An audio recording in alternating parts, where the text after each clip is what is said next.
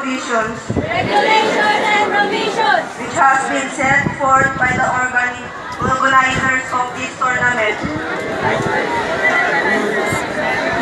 As a competitor of this game, I hereby swear and agree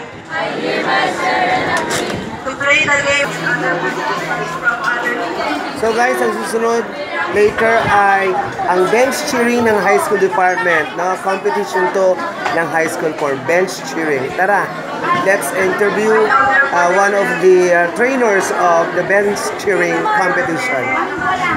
Yan. Ma'am Ina, excuse me. Okay ba?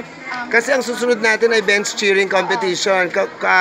Kau yata yung isa sa mga coaches or trainer ng inyong team. Ano bang team nyo? Red po. Ay wow, yan nakakita natin sila. Say hi naman sa mapa ng tahanan. Wow, ayan. Ma'am, ano masasabi nyo para sa mamaya? Excited ba? Wow, okay, enjoy your day, ma'am. Intramural games. Thank you. Sana manalo kami. Roar! Wow, sana raw manalo sila. Okay.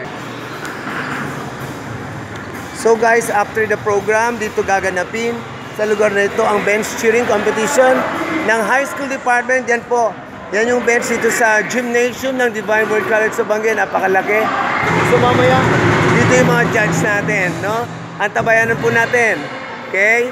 Sa part 4 ng Intramural Games, no? Ng Divine Word College sa Banguien. Okay, pagod na ang mapa ng tahanan. So muli, ito po ang inyong kamapa. Nagsasabing, see you later and God bless you. Bye!